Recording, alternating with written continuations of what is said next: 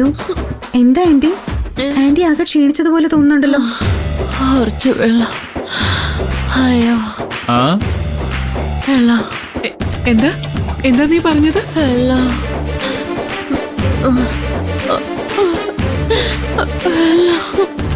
നിധി വെള്ളം ചോദിക്കാനും തോന്നുന്നു. ദാഹിക്കുന്നുണ്ടോ? ഞാനേ ഇപ്പൊ വെള്ളം എടുത്തിട്ട് വരാമേ. കൊണ്ടുവാ. അയ്യോ എന്നാൽ ഇത് വല്ലാത്ത ചെയ്ത്തായി പോയി വസു. പാവം, ഇതൊന്നും ചെയ്ത ശീലമില്ലല്ലോ.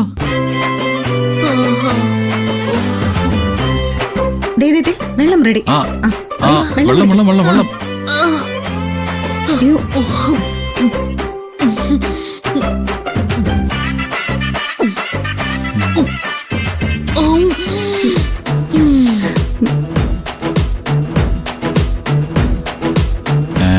ഉപ്പ് നിന്നാ വെള്ളം കുടിക്കും.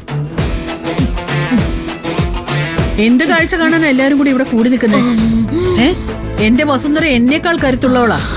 ഞാൻ പറഞ്ഞ ഇവളെ എന്തു അനുസരിക്കുമെന്ന് ഇപ്പൊ നിങ്ങൾക്ക് മനസ്സിലായി കാണുമല്ലോ. മനസ്സിലായി ഭൈരവിയമ്മേ.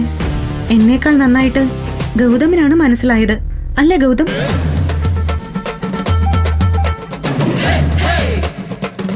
പിന്നെ നന്നായിട്ട് മനസ്സിലായി. സത്യം പറയാലോ, ഞാൻ ഇത്രക്ക് പ്രതീക്ഷിച്ചില്ല.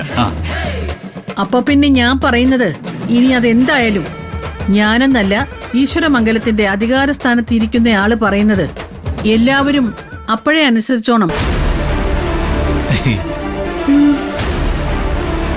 പോയെല്ലാരും.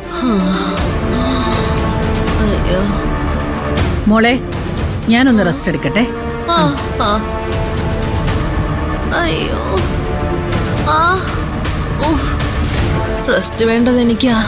ഞാനൊന്ന് പോയി കിടക്കട്ടെ.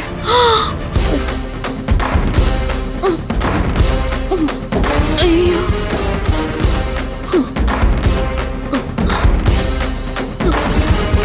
എവിടെ സ്റ്റെപ്പ്?